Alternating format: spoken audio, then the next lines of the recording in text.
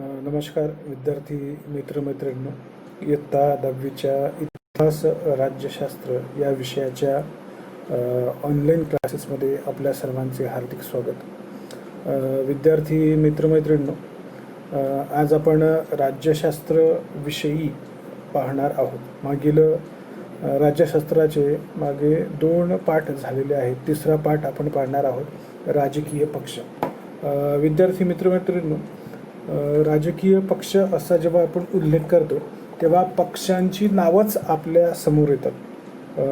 उदाहरण सांगायचं झालं, काँग्रेस असेल, BJP आहे, शिवसेना आहे, आणखी राष्ट्रवादी आहे, बहुजन समाज पक्ष आहे, RPI आहे किंवा इतर समाजवादी पक्ष आहे. असे अनेक पक्ष जे आहेत यांची नावच आपल्या समोर येतात. आणि प्रत्येक व्यक्ती जो आहे, ज्याला जशी विचारसरणी असेल तसा त्या पक्षाशी तो जोडलेला असतो. परंतु या राजकीय पक्षाचं महत्त्व काय आहे, यांची स्थापना कशी झाली, कोणी केली, किती सदस्यांनी सुरुवात झाली, हे पक्ष कसे वाढले, संविधानामध्ये महत्त्व काय आहे, अशी थोडक्यात माहिती जी आहे या पाठामध्ये आपल्याला दिलेली दिसून येते. तर आपण या पाठाला सुरुवात करणार आहोत. राजकीय पक्ष, मागच्या पाठात आपण संविधान आणि त्याची वाटचाल आणि निवडणूक प्रक्रिया ही समजावून घेतली होती. या पाठामध्ये आपण काय पाहणार आहोत, सामान्य जनता, लोकशाही, प्रतिनिधित्व आणि निवडणुका या सर्वांना जोडणारा सर्वात महत्त्वाचा दुवा म्हणजे राजकीय पक्ष. निवडणुकीला जोडणारा कोण आहे, राजकीय पक्ष. कोणाला जोडलं जातं, सर्वसामान्य जनता.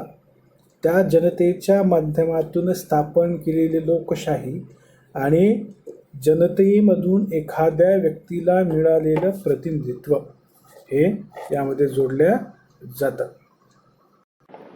राजकीय पक्ष म्हणजे काय, सर्वसामान्य जनता, लोकशाही, प्रतिनिधित्व आणि निवडणुका यांना जोडणारा जो दुवा, जो महत्त्वाचा घटक म्हणजे राजकीय पक्ष. आपण राजकारणाविषयी जे ऐकतो अथवा वाचतो ते बरेचसे पक्षाशी संबंधित असते. म्हणजे राजकारण हा विषय निघाला की सहजच आपल्या तोंडातून एखाद्या पक्षाचं नाव निघतं. जसं काँग्रेस आहे, काँग्रेसमध्ये असं सुरू आहे, काँग्रेसचे नेते असे बोलतात, BJP बोलतात, शिवसेना असं बोलतं. तर राजकारण म्हणजे काय, तर पक्षांच्या विषयीच चर्चा होते. तर राजकारण म्हणजे पक्षांच्या विषयीच चर्चा आहे असं नाही. तर ते काय, राजकीय पक्षांचे अस्तित्व सर्व लोकशाही व्यवस्थांमध्ये असते. किंबहुना लोकशाहीमुळे राजकीय पक्ष सत्तेसाठी स्पर्धा करतात. म्हणजे राजकीय पक्षांचं अस्तित्व हे लोकशाही असो, समाजवादी असो, तर या सर्व व्यवस्थांमध्ये राजकीय पक्षांचं अतिशय महत्त्व असतं. आणि विशेष करून लोकशाहीमध्ये सुद्धा राजकीय पक्षांचं महत्त्व असतं. आणि राजकीय पक्ष हे कशासाठी धडपड करत असतात, नेहमी सत्तेच्या स्पर्धेसाठी, सत्ता मिळावी यासाठी राजकीय पक्ष हे नेहमी स्पर्धा करीत असतात. परंतु या पाठात आपण भारतातल्या राजकीय पक्षांची ओळख आपण करून घेणार आहोत. भारतामध्ये जे राजकीय पक्ष आहेत त्यांची ओळख या पाठात आपल्याला करायची आहे.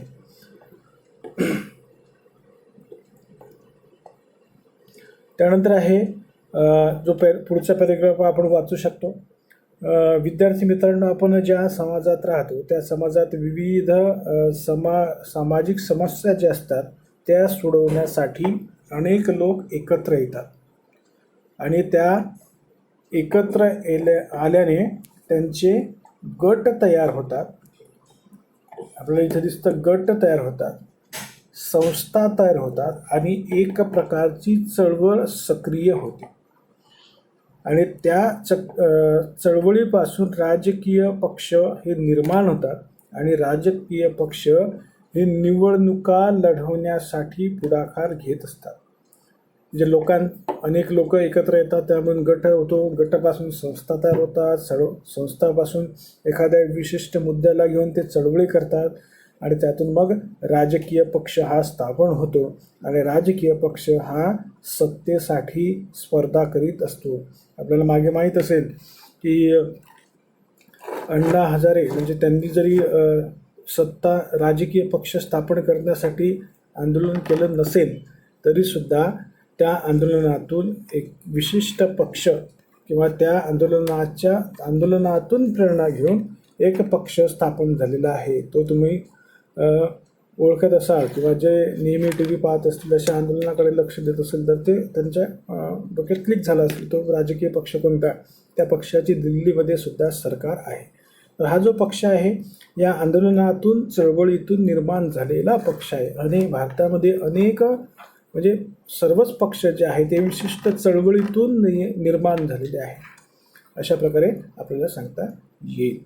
समाजातील अन्य संस्था, संघटना व राजकीय पक्ष यांच्यात फरक आहे. म्हणजे समाजात काम करणाऱ्या ज्या संस्था आहेत, विविध संघटना आहे आणि राजकीय पक्ष यांच्यामध्ये भरपूर फरक असतो. राजकीय पक्ष एका प्रकारे सामाजिक संघटनाच असतात, परंतु त्यांचे उद्दिष्ट व कार्यपद्धती मात्र वेगळी असते. जे राजकीय पक्ष हे सुद्धा एक सामाजिक संघटना. का बरं? कारण की समाजातले लोकच त्या राजकीय पक्षामध्ये असतात. परंतु जसं आधी पाहिलं की संस्था आहे, संघटना आहे, राजकीय पक्ष आहे, वेगवेगळे आहे. परंतु संस्था एखादी किंवा संघटना हे राजकीय पक्ष नाही. परंतु राजकीय पक्षामध्ये काय वेगळेपण आहे की राजकीय पक्ष हा सामाजिक संघटनाच आहे. समाजापासून, समाजातील लोकांपासून तयार झालेली ही संघटना आहे.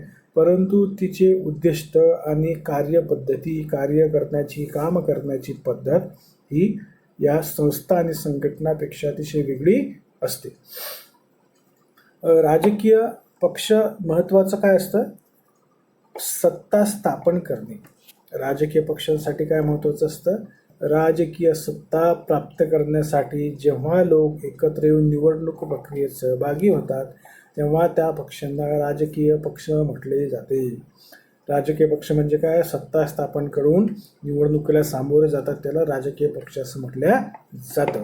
याला अंडरलाईन आपण करू शकतो. राजकीय पक्ष म्हणजे काय? तर जेव्हा अनेक लोक एकत्र येऊन निवडणूक प्रक्रियेमध्ये सहभागी होतात तेव्हा त्या संघटनेला राजकीय पक्ष असं म्हटलं जातं. असा प्रश्नाचं उत्तर आपण लिहू शकतो. पुढे पाहू मित्रांनो. राजकीय पक्ष म्हणजे निवडणूक लढवून ती जिंकण्यासाठी व त्यानंतर सत्ता मिळवून आपल्या पक्षाचे शासन स्थापन करणाऱ्या लोकांचा गट होय. राजकीय पक्ष फक्त निवडणुकाच लढतात का? नाही, तर निवडणूक लढवून ती जिंकण्यासाठी सुद्धा राजकीय पक्ष त्यांच्या परीने प्रयत्न करीत असतात आणि निवडणूक जिंकल्यानंतर सत्ता स्थापन करून आपल्या पक्षाचं शासन निर्माण करण्याचा प्रयत्न ते करीत असतात. आणि अशा गटाला म्हणजे अशा लोकांच्या गटाला राजकीय पक्ष असं म्हटल्या जातं.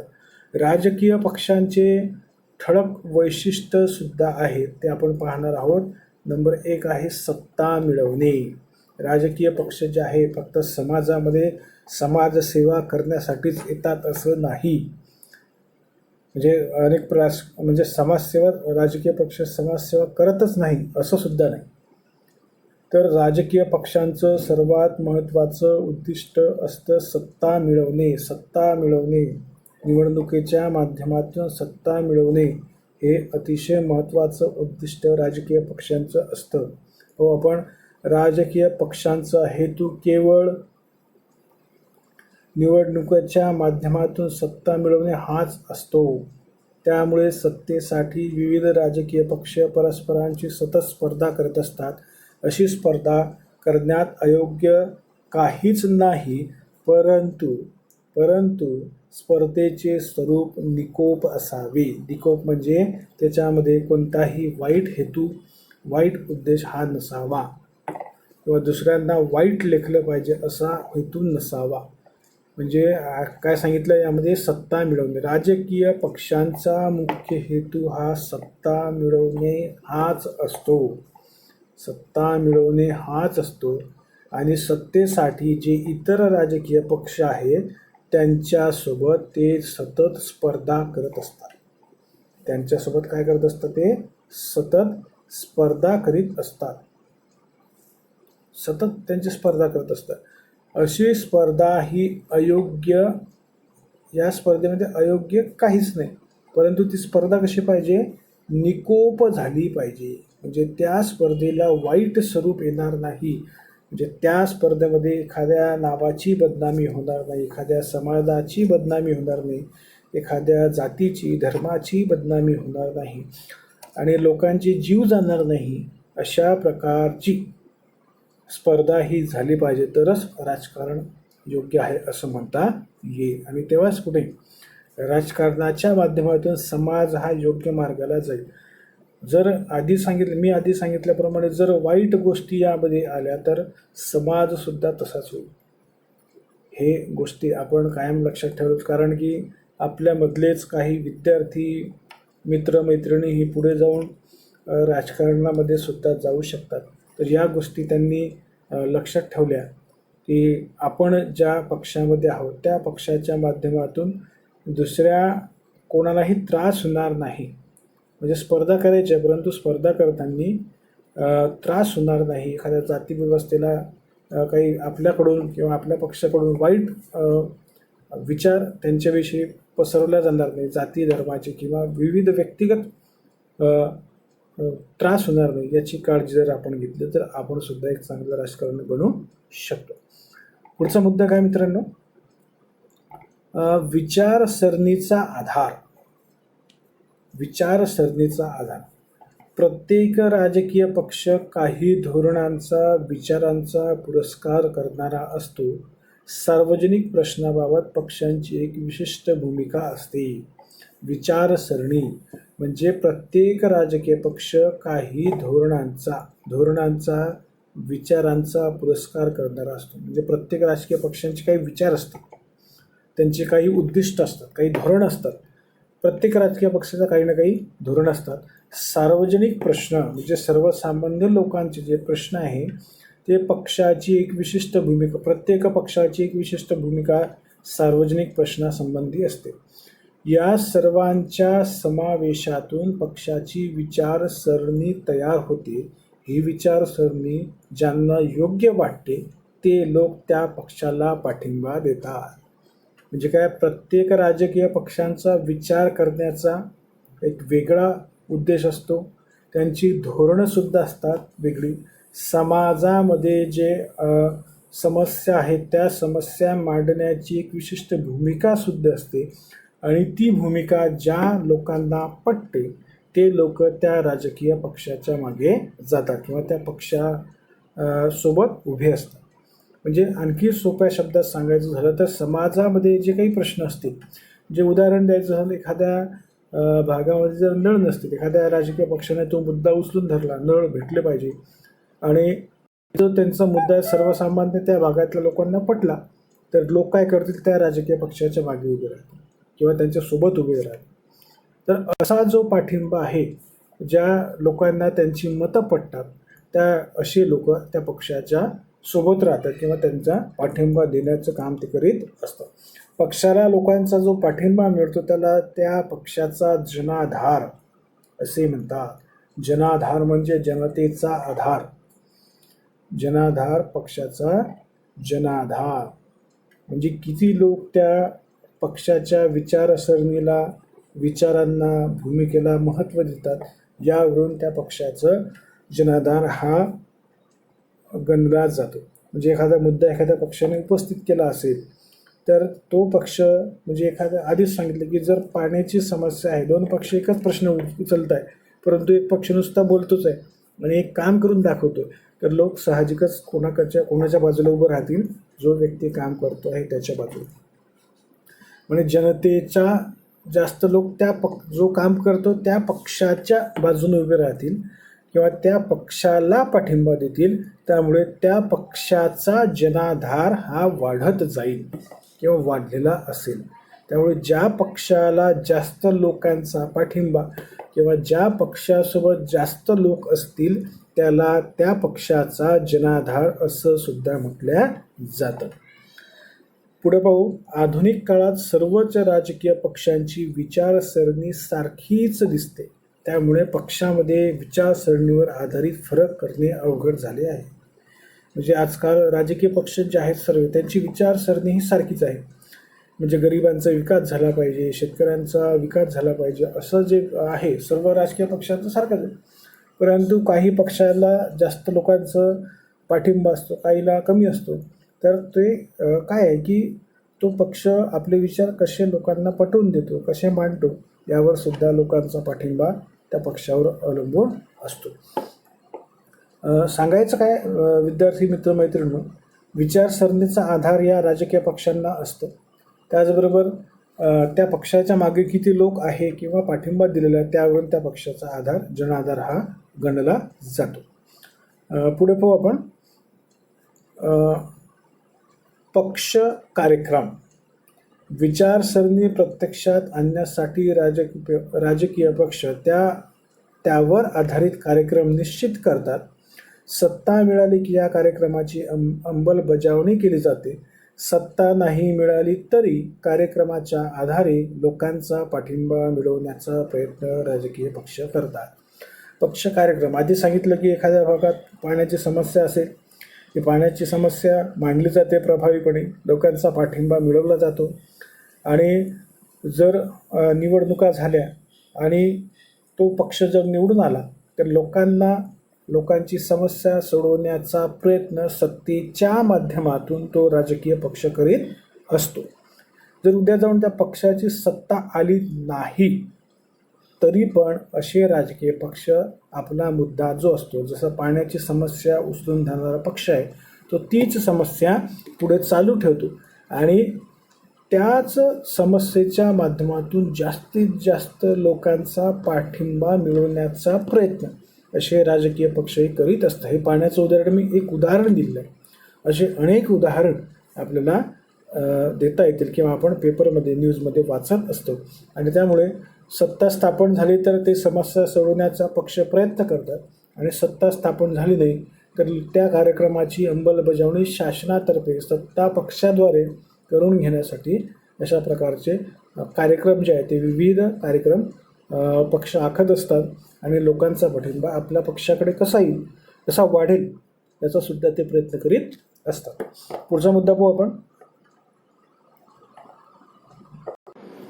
सरकार स्थापन करणे. राजकीय पक्ष सरकार स्थापन करतात आणि देशाचा राज्यकारभार करतात. अर्थात हे कार्य निवडणुकीत बहुमत मिळवणाऱ्या पक्षाचे असते. ज्या पक्षांना बहुमत मिळत नाही ते विरोधी पक्ष म्हणून कार्य करतात. सत्ता स्थापन करणे. मग अशी आधीच सांगितले की राजकीय पक्ष यांचं उद्दिष्ट सत्ता मिळवणे आणि सत्ता मिळवण्यातून सरकार स्थापन करणे. म्हणजे ज्या राजकीय पक्षाला निवडणुकीमध्ये जास्त मतं पडली तो राजकीय पक्षाचा पाठिंबा वाढलेला असतो आणि ती सत्तेमध्ये येते आणि तो राजकीय पक्ष सत्ता स्थापन करतो आणि देशाचा किंवा देशामधील सरकार असेल किंवा राज्यामधील सरकार तर देशाचा कारभार चालवला जातो. राज्य सरकारचा कारभार चालवते आणि निवडणुकीच्या माध्यमातून बहुमत मिळवण्याचा ते सगळे राजकीय पक्ष प्रयत्न करीत असतात. जर एखाद्या पक्षाला बहुमत मिळत नाही तर तो पक्ष विरोधी पक्ष म्हणून सत्तेमध्ये स्थापन झालेला असतो किंवा काम करतो. सांगायचा उद्देश काय की निवडणुकीमध्ये जास्त मतं ज्या पक्षाला मिळाली त्या पक्षाचं सरकार स्थापन होतं. ज्या पक्षाला मिळाली नाही तो पक्ष जो आहे तो विरोधी पक्ष म्हणून सत्तेमध्ये किंवा शासनाकडून काम करून घेण्यासाठी शासनावर दबाव आणण्यासाठी काम करीत असतो. पुढचं काय शासन व जनता यांच्यातील दुवा. म्हणजे शासन असेल आणि सर्वसामान्य जनता यांच्या जोडणारा जो आहे तो म्हणजे कोणता राजकीय पक्ष. राजकीय पक्ष शासन आणि जनता यांच्यातील दुवा म्हणून काम करतात. जनतेच्या मागण्या गऱ्हाणी शासनापर्यंत पोहोचवण्याचे कार्य राजकीय पक्ष करतात तर शासन पक्षामार्फत आपल्या धोरण कार्यक्रमांना पाठिंबा मिळवण्याचा प्रयत्न करतात. उदाहरण पहा विद्यार्थी मित्रमैत्रिणी. राजकीय पक्ष जे आहे ते शासन आणि जनता याच्यामधील दुवा असतात. म्हणजे सर्वसामान्य जनतेचे जे समस्या असतात आपण जो प्रतिनिधी निवडून देतो त्याच्या माध्यमातून तो प्रतिनिधी शासनापर्यंत आपल्या समस्या पोचवतो आणि त्या प्रतिनिधीमार्फत शासनाकडून समस्या सोडवण्याचा प्रयत्न केला जातो. आणि शासनसुद्धा विविध पक्षांच्या मार्फत आपलं धोरण जे आहे ते राबवतं आणि लोकांचा पाठिंबा मिळवण्याचा प्रयत्न करीत असतो. उदाहरण मी आधीच सांगितलं की पाण्याची समस्या असेल तर जो प्रतिनिधी आपण निवडून दिलेला आहे त्या प्रतिनिधी जो काही समस्या गाऱ्हाणी लोक मांडतात तो प्रतिनिधी शासनाकडे ते समस्या मांडतो, शासनाकडून कामं करून घेतलं आणि शासनाने सुद्धा जर ती कामं केली तर साहजिकच लोकांचा पाठिंबा त्या पक्षाला मिळत असतो. अशा प्रकारे विद्यार्थी मित्रमैत्रिणींनो हा पाठ आपण पाहिलाय, थोडं डिटेलमध्ये पाहतोय, त्यामुळे हा पाठाला आणखी वेळ भरपूर लागेल. तर आजचा हा पाठ खूप मोठा झालेला आहे. आज आपण इथेच थांबू. धन्यवाद.